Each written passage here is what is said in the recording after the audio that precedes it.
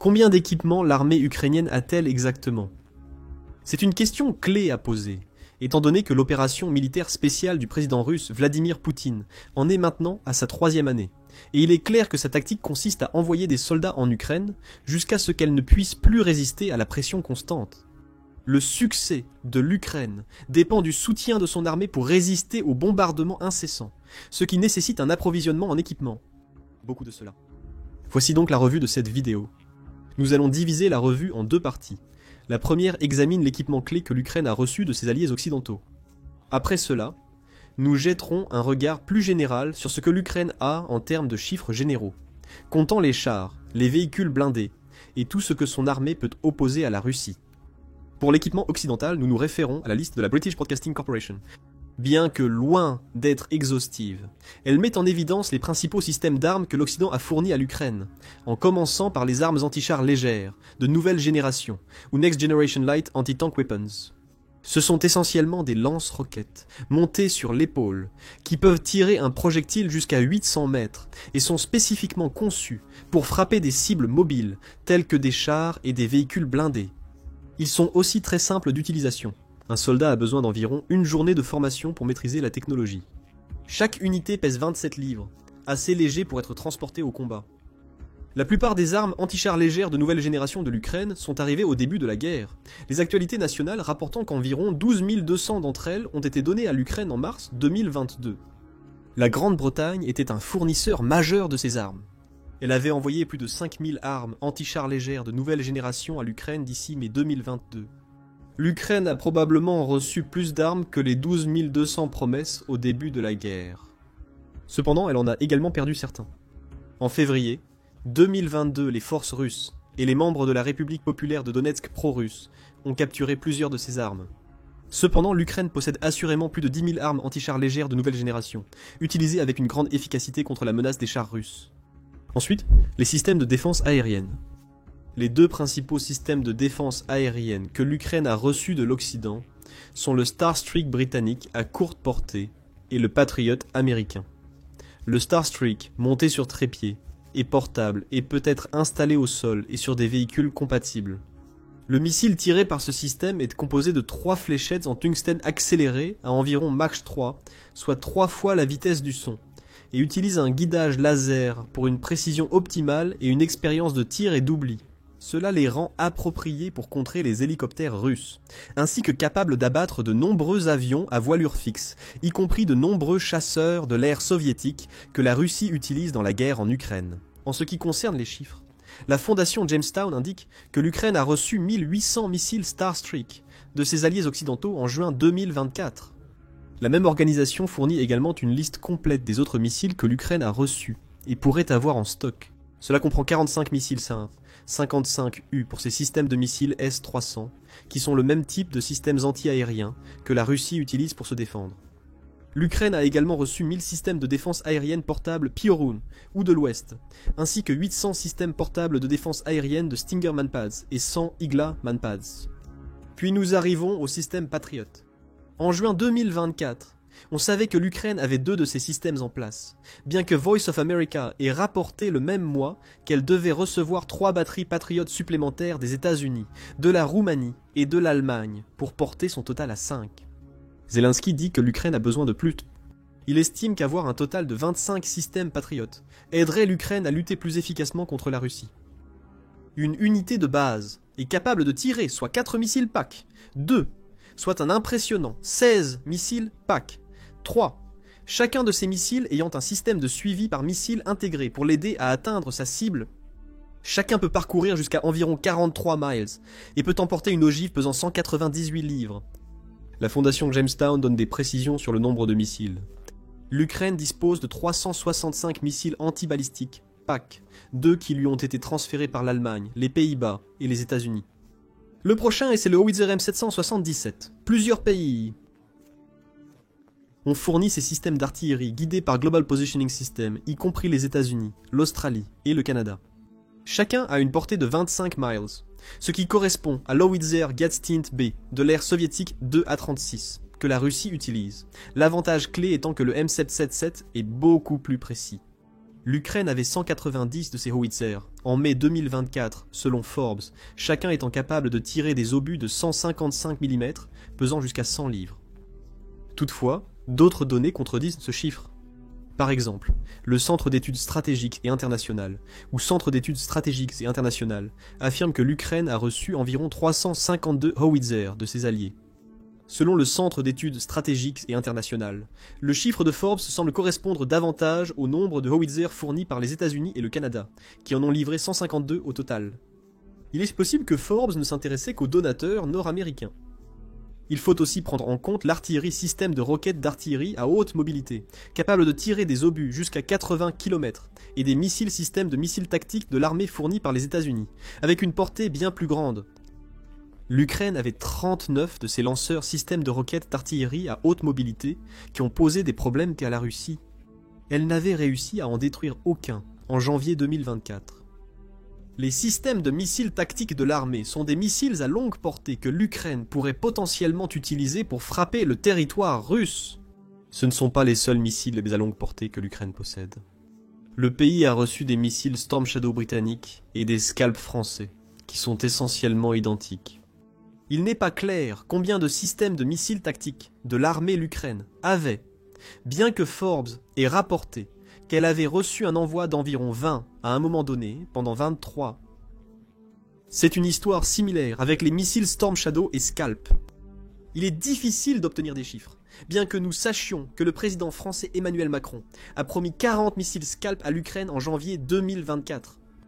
Cela s'ajoutait à un nombre inconnu de missiles Storm Shadow et Scout déjà envoyés en Ukraine, donc leur nombre pourrait dépasser 100 à ce stade. Ensuite, nous passons aux chars. L'Ukraine a reçu 3 principaux types de chars de ses alliés occidentaux. Les M, un Abrams américain, les Challenger 2 britanniques et les Leopard 2 allemands, fournis par ses alliés européens et américains. Commençant par le M, un Abrams, le char est équipé par 4 personnes, une de plus qu'un char de combat principal ukrainien typique nécessite et pèse 67 tonnes. Son armure Cobham le protège des coups directs. Un char équipé d'un moteur à turbine à gaz consomme plus de carburant qu'un char similaire, mais est plus puissant sur le champ de bataille. L'Ukraine n'a pas une tonne de ces chars. Les États-Unis ont accepté d'envoyer 31 chars en janvier 2023 sans en envoyer plus depuis. Comme le M, un Abrams, le Challenger 2, est un char à 4 membres d'équipage, malgré un poids supérieur à son homologue américain. Pesant 75 tonnes, il est doté d'une armure Cobham. Fait intéressant, bien qu'il soit de fabrication britannique, le char utilise des munitions non standards de l'Organisation du Traité de l'Atlantique Nord. Comme les États-Unis, le Royaume-Uni a accepté d'envoyer un lot de ces chars en Ukraine en janvier 2023, bien que ces chiffres étaient un peu plus bas, à 14 comparé aux 31 Abrams. Enfin, le Léopard 2. Un autre char à 4 personnes pesant 67 tonnes et comparable au M, un Abrams. Contrairement à l'Abrams, il utilise une armure composite spéciale pour dévier les tirs, et il a un avantage sur le Challenger 2. Le char tire des obus de 120 mm standard de l'Organisation du Traité de l'Atlantique Nord. Presque tous les pays alignés sur l'Organisation du Traité de l'Atlantique Nord peuvent fournir des munitions pour le char, même s'ils ne peuvent pas fournir les chars eux-mêmes. On pense que l'Ukraine possède un peu plus de 130 de ces chars. L'Allemagne, la Pologne, la Suède, le Canada et le Danemark étant parmi les fournisseurs. L'Ukraine a également reçu un grand nombre de chars Leopard 1, probablement plus de 270, dont 88 provenant d'Allemagne et 80 autres promis par le Danemark en mars 2023. Ces chars n'ont pas eu autant d'impact sur la guerre en Ukraine qu'on ne l'anticipait. La Russie a l'avantage en termes de nombre pur, et les chars se sont avérés moins impactants dans les contre-offensives que d'autres mesures, comme les drones. En parlant de drones, l'Ukraine a reçu plusieurs types de ses alliés occidentaux, en commençant par le Bayraktar TB2, fabriqué en Turquie. Rendu célèbre par une chanson de guerre virale composée par des soldats ukrainiens en l'honneur du drone, le Bayraktar TB2 est capable de tirer des missiles, et s'est avéré être une force efficace contre les chars et les véhicules blindés tout au long de la guerre. L'Ukraine possède peu de ces drones. Breaking Defense indique qu'elle avait environ 22 au début de la guerre, et qu'il a depuis été signalé qu'elle en avait reçu environ 50. Cependant, il y a une mise en garde à ce nombre. Il est possible que certains des cadres reçus étaient inopérants. Beaucoup plus présent sur le champ de bataille est le Switchblade, qui est un drone kamikaze fabriqué aux États-Unis dont l'Ukraine est censée disposer d'environ 700 unités. Appelé système de munitions stationnaire par AeroVironment, les spécifications du drone varient selon la variante reçue. Le Switchblade 300 peut rester en l'air jusqu'à 20 minutes et a une portée d'environ 18,6 miles. Le Switchblade 600 étant la portée de 24,9 à 56 miles avec une autonomie de vol d'environ 40 minutes. Les deux peuvent emporter des munitions puissantes, bien que le Switchblade 600 soit de loin le plus dévastateur des deux. Il peut transporter jusqu'à 33 livres de munitions. Le Switchblade 600 est particulièrement efficace pour les missions anti-blindage, comme les attaques kamikazes, et pour affronter les troupes russes. Il y a ensuite le drone DJI Mavic. Contrairement aux deux autres drones, le DJI Mavic est un drone commercial de surveillance qui n'est pas capable d'attaquer l'ennemi. Ce qu'il peut faire, c'est atteindre une vitesse maximale de 42,5 miles par heure, qui, combiné à son envergure minuscule de 11,1 pouces, le rend extrêmement difficile à cibler lorsqu'il est en mouvement. Le drone peut parcourir jusqu'à 18,6 miles et peut atteindre une altitude maximale de 19 685 pieds, ce qui le rend incroyablement difficile à repérer à l'œil nu. Fait intéressant, le drone est fabriqué par un fabricant chinois qui en a vendu environ 8200 à l'Ukraine en mai 2024. L'arme la plus récente proposée à l'Ukraine est d'une importance majeure, des jets de combat. Plus précisément des jets de combat F-16. Le président ukrainien Volodymyr Zelensky a passé une grande partie de la guerre à réclamer ses puissants chasseurs américains, affirmant que l'Ukraine en aura besoin de 128 pour combattre efficacement la supériorité aérienne russe. L'Ukraine en possède moins. Durant les 18 premiers mois du conflit, Zelensky a maintes fois réclamé des jets, mais les États-Unis ont refusé d'en fournir. Les États-Unis ont finalement cédé, bien qu'ils ne fournissent pas eux-mêmes les F-16. Au lieu de cela, il a permis à d'autres alliés de l'Organisation du Traité de l'Atlantique Nord de donner des F-16 à l'Ukraine, le centre d'études stratégiques et internationales, déclarant que plusieurs pays de l'Organisation du Traité de l'Atlantique Nord se sont depuis unis pour engager 65 F-16 en Ukraine. Bien que ce soit moins de la moitié de ce que Zelensky affirme nécessaire pour ses troupes, c'est un début. Une formation approfondie des pilotes ukrainiens était également nécessaire avant que ces F-16 puissent être utilisés, les premiers jets prenant leur envol début août 2024. Avec cela, nous terminons notre examen des principaux systèmes d'armes que les alliés occidentaux de l'Ukraine ont fournis depuis le début de la guerre. Désormais, nous adoptons une approche plus globale, analysant les stocks du pays par type d'armes plutôt que par système spécifique, en commençant par un équipement que la Russie utilise constamment pour tenter d'établir sa domination sur le terrain. Comme la Russie, la majorité des chars de l'Ukraine étaient des véhicules soviétiques, avec quelques chars plus modernes ajoutés. Par exemple, l'Ukraine avait environ 28 T-55 au début de la guerre, ainsi que 42 T-62. Cependant, ses principaux chars étaient le T-64 et le T-72.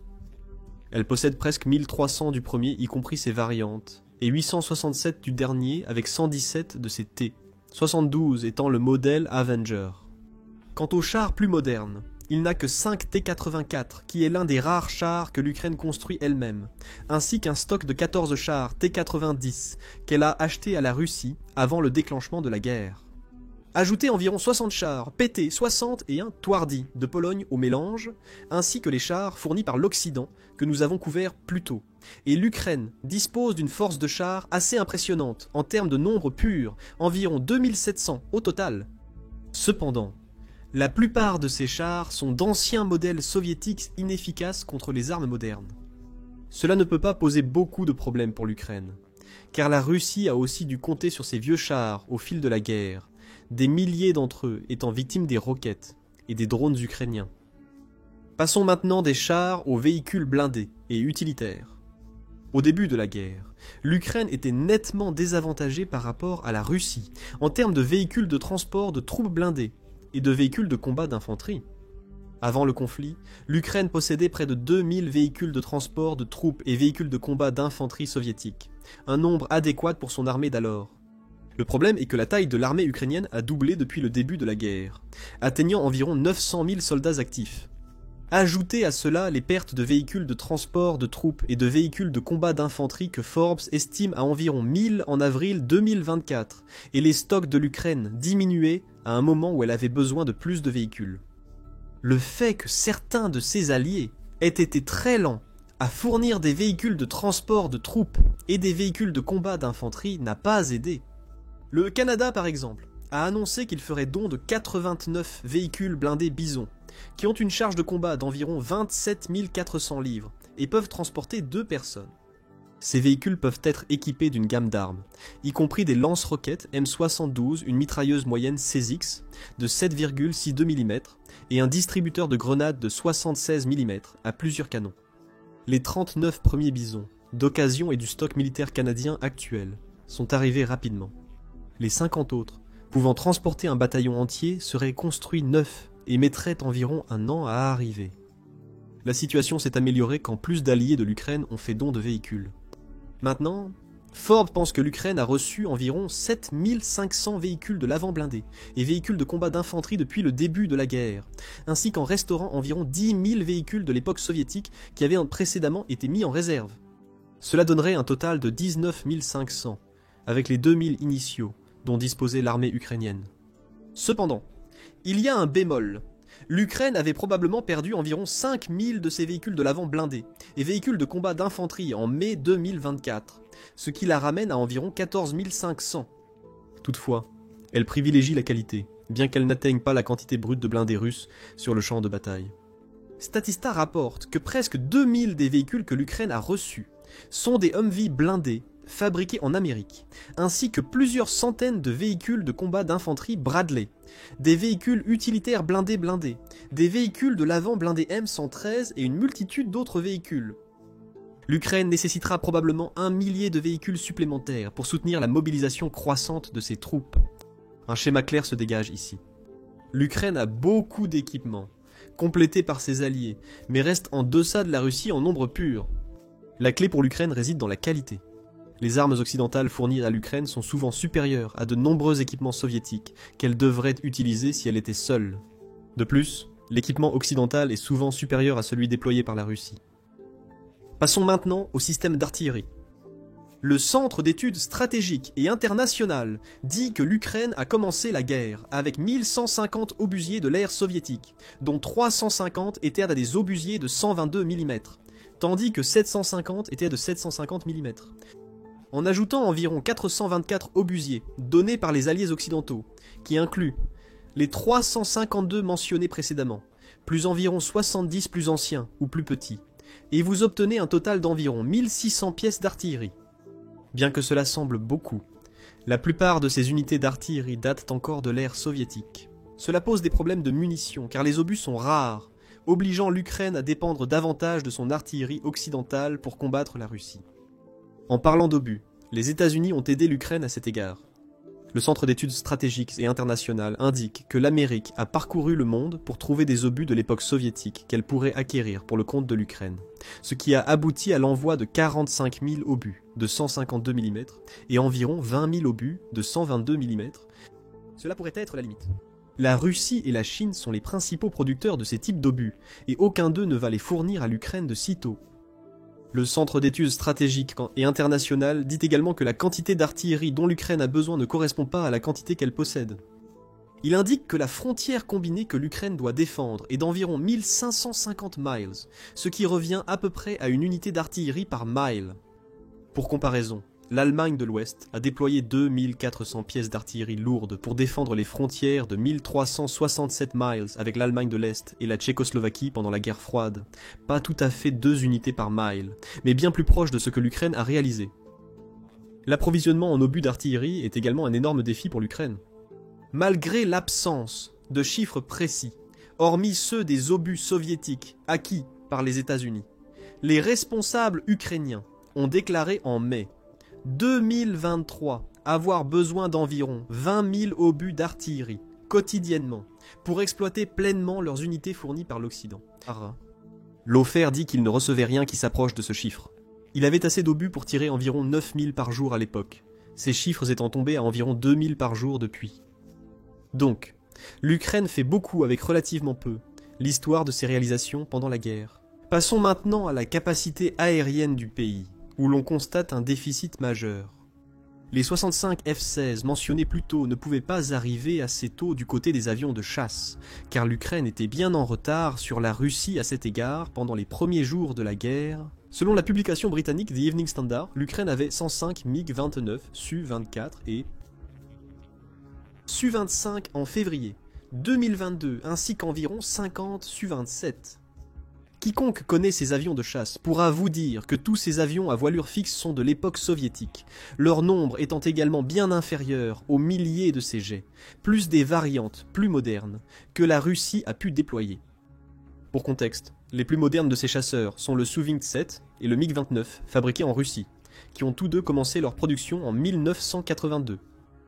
Conçus pour contrer les F-15 et F-16 américains, ils n'ont cependant pas réussi à les surpasser. Le Su-24 est entré en service en 1974, sa production ayant pris fin en 1993. C'est une histoire similaire pour le Su-25. Cet avion est entré en service en 1978, la production ayant cessé en 2017. La fin de la production et la fabrication de ces deux avions en Russie ont posé des problèmes pour l'Ukraine, car il est difficile de trouver des pièces de rechange pour l'entretien. Zelensky affirme que l'Ukraine nécessite davantage de F-16. La situation était encore pire avec les hélicoptères. Il est difficile d'obtenir des chiffres ici, bien qu'il semble probable que l'Ukraine ait un peu plus de 100 hélicoptères au total. Le Mi-24 représente la plus grande partie de son stock, avec 45 de ces hélicoptères d'attaque dans l'armée de l'air ukrainienne. Pouvant transporter 8 passagers, cet hélicoptère canonnière de l'ère soviétique est entré en service en 1972 et est utilisé par 58 pays. L'Ukraine possède également 22 hélicoptères Mi-17, introduits en 1975 généralement utilisés comme hélicoptères de transport, bien que certaines variantes puissent servir de canonnières. Ces deux modèles d'hélicoptères, vieux d'environ 50 ans, représentent ensemble plus de la moitié des hélicoptères disponibles en Ukraine. La Russie aurait dû vaincre l'Ukraine dans les combats aériens. Cependant, ce n'est pas ce que nous avons vu dans la guerre jusqu'à présent. Selon le ministère des Finances de l'Ukraine, la Russie a perdu 367 avions et 328 hélicoptères en combattant contre l'Ukraine. Pour donner un contexte, c'est environ 3 fois le nombre d'avions et d'hélicoptères disponibles dans toute l'armée de l'air ukrainienne, les pertes étant si graves que la Russie a essentiellement abandonné toutes les tentatives pour exercer sa domination aérienne. L'Ukraine n'a pas beaucoup d'avions et d'hélicoptères de combat, mais elle n'en a pas eu besoin pour se défendre jusqu'à maintenant. L'arrivée de 65 F-16 en Ukraine lui donnera donc plus d'opportunités pour lancer des attaques sur les positions russes. Ces avions soviétiques pourraient même s'avérer utiles lors de ces assauts. Cependant, cela nous amène à la prochaine catégorie que nous allons examiner, les défenses anti-aériennes. L'échec de la Russie dans les airs s'explique en partie par les exceptionnelles capacités anti-aériennes de l'Ukraine. L'Ukraine a reconnu l'importance de maintenir un arsenal anti-aérien solide à la suite de l'annexion de la Crimée par la Russie en 2014. Selon la Foundation Jamestown, en mai 2014, soit 3 mois après l'annexion, 2 organisations ukrainiennes, le Centre pour les études de conversion et de désarmement de l'armée et Défense Express, se sont associées pour mener une étude sur les capacités anti-aériennes de l'Ukraine. Cette étude, intitulée Sur le déclin, perte partielle du potentiel de défense de l'Ukraine, 2004 à 2014, a révélé quelques points positifs et beaucoup plus de points négatifs. Du côté positif, l'étude a révélé que l'Ukraine avait environ 5000 missiles anti-aériens guidés dans ses stocks. Cela comprenait environ 1005 missiles, des Kolyeba 28 pour ses systèmes anti-aériens, S-200V, ainsi que 3005 missiles V-55 pour ses 3 S-300P et 809 missiles M-83 pour ses S-300V. Ajoutez encore 1309 M-38 et 9 M-38-38M. Un missile solaire ou surface air missile, et vous avez un stock assez important. Mais un problème existait. La même étude révélait que la plupart des systèmes de missiles ukrainiens avaient atteint leur fin de vie sans prolongation adéquate, rendant la majorité de ces missiles inutilisables. Les S-200 et S-300 Zlianv étaient même en cours de démantèlement, laissant l'Ukraine avec des milliers de missiles qu'elle ne pouvait pas utiliser correctement lorsque la guerre a éclaté. En tout, il semble que l'Ukraine disposait d'environ 250 systèmes anti-aériens S-300CPT réellement utilisables, dont plusieurs ont depuis été perdus à cause des attaques russes. Forbes affirme qu'en avril 2022, l'Ukraine perdait des S-300 à un rythme de plusieurs par semaine, bien qu'il soit probable que le taux de perte ait ralenti depuis. Elle en reçoit plus au compte-gouttes. En janvier 2024, la Grèce a approuvé le transfert d'un petit nombre de systèmes S-300 à l'Ukraine, malgré l'opposition russe. Pourtant, la situation semblait mauvaise. C'est pourquoi les systèmes Patriot et Starstreak mentionnés précédemment se sont avérés si importants pour l'Ukraine, tout comme le nombre énorme de missiles que les alliés occidentaux du pays ont fournis. Selon la fondation Jamestown, l'Ukraine avait reçu 4885 missiles anti-aériens de divers types en juin 2024, ce qui est presque le même nombre de missiles qu'elle avait stockés avant la guerre. Seuls ces missiles sont compatibles avec les systèmes anti-aériens ukrainiens. Ensuite, nous arrivons aux drones ou véhicules aériens sans pilote. Nous avons couvert le grand nombre de drones que l'Ukraine a reçus de ses alliés occidentaux, ainsi que les milliers de drones commerciaux qu'elle a pu se procurer auprès des fabricants chinois. Cependant, ces drones n'ont fait qu'effleurer la surface, car l'Ukraine s'est concentrée sur la production nationale de véhicules aériens sans pilote. En mars 2024, Reuters a rapporté que l'Ukraine avait déjà 10 entreprises travaillant sur la fabrication de drones qui seraient capables d'atteindre des villes russes telles que Moscou et Saint-Pétersbourg. Certains de ces drones auraient des portées d'environ 1000 km, une catégorie de portée qui n'existait tout simplement pas avant le début de la guerre en Ukraine. Cela démontre l'importance cruciale des drones pour l'Ukraine pendant la guerre. Un mois plus tard, des chiffres solides ont commencé à émerger. En mars 2024, le Kyiv Independent a rapporté que l'Ukraine avait développé la capacité de fabriquer un stupéfiant 150 000 drones chaque mois. Si elle maintient cette capacité durant 2024, elle aurait environ 2 millions de drones fin 2024. Selon Anna Vosdiar, vice-ministre des Industries stratégiques, l'Ukraine a déjà largement dépassé le million en termes de production de munitions d'artillerie de 155 mm. Plus de 200 entreprises sont impliquées dans le développement de drones, dont 10 se concentrent sur les drones à longue portée. 60 d'entre elles ont déjà reçu d'importantes commandes du gouvernement ukrainien, améliorant la situation des véhicules aériens sans pilote pour l'Ukraine. Le même rapport a noté que le secrétaire général de l'Organisation du Traité de l'Atlantique Nord, Jens Stoltenberg, a révélé des plans pour une augmentation massive du nombre de drones fournis à l'Ukraine par ses alliés occidentaux. Il a estimé que le nombre de dons atteindrait 1 million d'ici la fin de 2024. Ajoutez à cela le million que l'Ukraine avait déjà, et le million supplémentaire qu'elle semble prête à produire d'ici la fin de 2024, et vous obtenez 3 millions, soit environ 3 drones pour chaque membre actif de l'armée ukrainienne. Ces drones peuvent être utilisés pour diverses missions, de la reconnaissance aux attaques massives contre l'équipement russe. Il n'est également pas clair si cette production inclut des véhicules sous-marins et des drones marins sans pilote, qui se sont révélés très efficaces pour aider l'Ukraine à s'attaquer à la flotte russe de la mer Noire. Passons maintenant aux actifs navals, la dernière catégorie que nous analyserons. Il y a peu de plages en Ukraine, car sa seule côte longe la mer Noire, contrôlée par la Russie. Global Firepower, ou GFP, qui publie chaque année un classement de la puissance militaire de 145 pays, affirme que la marine ukrainienne dispose de 104 actifs. Un tiers de sa marine est composé de petits navires de patrouille, avec 33 dans la flotte. L'Ukraine n'a pas de sous-marins, porte-avions, destroyers, frégates ou corvettes. Ces navires de patrouille comprennent le Pesent 53 Prilouki, qui est un ancien bateau de missiles de classe Matka, ainsi que quelques petits canonniers, comme le Zhukmil 400 M-Class et le PO2. Mais au-delà de cela, l'Ukraine a à peine une marine d'attaque dont on peut parler. Les autres 71 actifs navals comprennent 4 navires de débarquement, 3 navires de guerre de mine, tels qu'une paire de navires de classe Sundown, et un assortiment de navires à usage spécial incluant des navires d'approvisionnement et des remorqueurs. Et avec cela, nous terminons notre examen approfondi de la quantité d'équipements militaires disponibles en Ukraine, ainsi que de la qualité de certaines des meilleures pièces, que nous avons bien sûr omis. Certains des éléments de base tels que les petites armes à feu et les casques. Nous pouvons supposer en toute sécurité que l'Ukraine a plus d'1 million de petites armes et de fusils simplement en vertu de son armée contenant 900 000 membres actifs, avec des nombres similaires probablement pour les casques, les armures corporelles et des équipements de soutien similaires. Mais que pensez-vous de ces chiffres? Sont-ils suffisants pour aider l'Ukraine à gagner la guerre compte tenu de combien l'armée russe a plu? Ou est-ce que l'utilisation intelligente de cet équipement par l'Ukraine lui donne l'avantage sur les forces russes envahissantes? Dites-nous ce que vous pensez dans les commentaires et merci d'avoir regardé la vidéo. Allez maintenant vérifier pourquoi toutes les armes russes sont un échec ou cliquez sur cette autre vidéo à la place.